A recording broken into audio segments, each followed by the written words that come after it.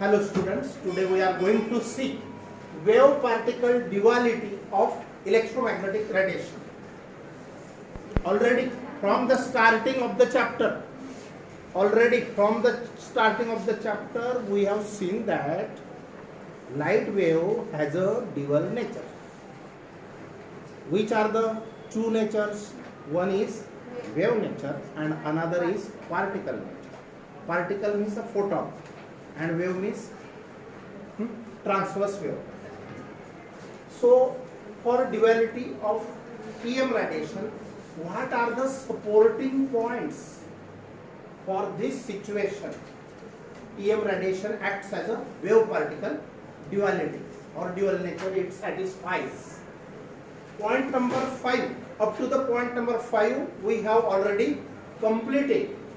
Now today we are going to see point number 6. Effect of wave nature of light were seen on the interference and diffraction. Interference we have seen, interference phenomena, diffraction phenomena. मग interference होणे आणि diffraction होणे हे काय सांगतं? लाईटचं interference होतो, diffraction होतो, काय सांगतं? हे वेव्हचे रूल्स फॉलो केले जातात.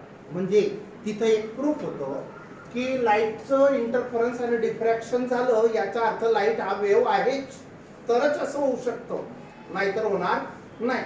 म्हणजे वेव्ह थेरी कोणाची? Huygens wave theory of light काय सांगते? Light is a wave. मग diffraction, if width of slit is smaller than or compare to wavelength, जर ती स्लिटची विड्थ, स्लिट बघा ए बी, ती विड्थ जर का smaller than comparable to wavelength असेल, स्मॉलर दॅन म्हणजे एक तर लहान एक तर जवळपास सारखी असेल, comparable means near to same. कोणाची? Width of slit equal to the wavelength of light which is incident on the slit, okay, to wavelength.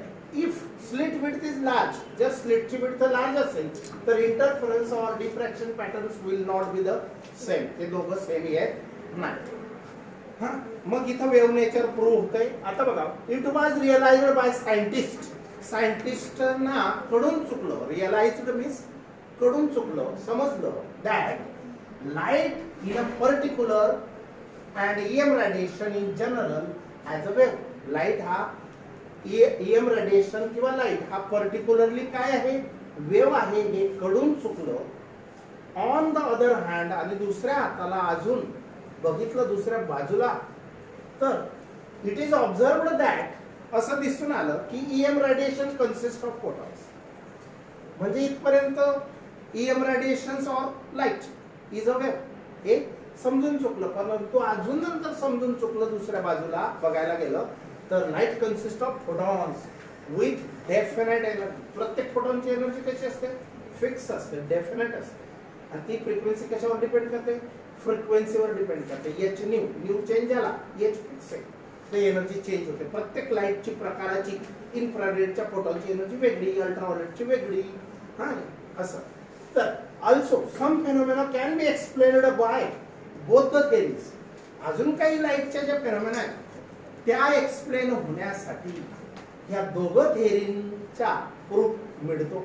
हा, काही फेनोमेना एक्सप्लेन करू शकले बोथ द थेरीज. बोथ कोणत्या? वेव्ह थेरी म्हणजे हायजेनची आणि particle theory कोणाची? Maxwell, बरोबर, फोटॉन. तर देअरफॉर इट इज इसेन्शियल, आणि म्हणून ही एक गोष्ट महत्वाची आहे, म्हणूनच की टू कन्सिडर दॅट आपल्याला मानावंच लागेल काय?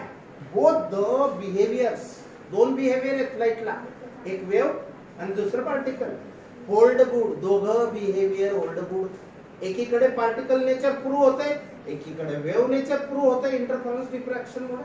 आणि म्हणून आपल्याला हे मानावंच लागेल की त्याच्याकडे, लाईटकडे दोघं नेचर आहे, दोघं होल्ड गुड, दोघं थेरी बरोबर आहेत त्यांच्या जागेवर. वन डॉमिनेट्स इन सम सिच्युएशन्स, एक थेरी काही सिच्युएशन्स मध्ये दुसऱ्या गोष्टींना मारक ठरते, डॉमिनेट्स.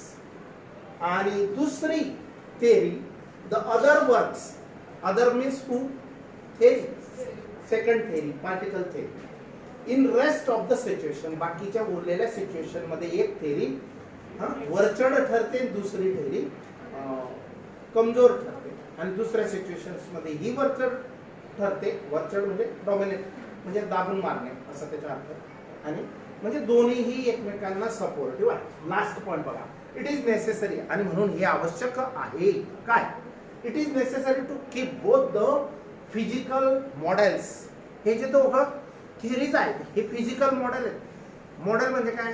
काहीतरी मुद्द्यांचं एक आयडिया. आता मॉडेल कोणते आहेत? Wave theory is one model, particle theory is another model. मग हे दोघं नेसेसरी आहे. इट इज नेसेसरी, हे आवश्यक आहे to keep both the physical models to explain the experimental observation. दोघं मॉडेल्स समोर ठेवून आपण एक्सपेरिमेंटल ऑब्झर्वेशन एक्सप्लेन करू शकतो. दोघांचा विचार ॲट अ टाइम होणे. आणि मग याला काय म्हणतात? एक बाजू पण खरी आहे, दुसरी बाजू पण खरी आहे, पण त्या दोघं वेगवेगळ्या आहेत असं आतापर्यंत होतं. परंतु त्यांचा ऊहापोह, ऐकलाय शब्द? ऊहापोह म्हणजे काय? हायपोथेसिस, चर्चासत्र, कम्युनिकेशन. तर देअर इज थस, आणि म्हणून त्या ठिकाणी त्या ठिकाणी म्हणून अ नीड म्हणजे गरज आहे. कशाची? To hypothesis.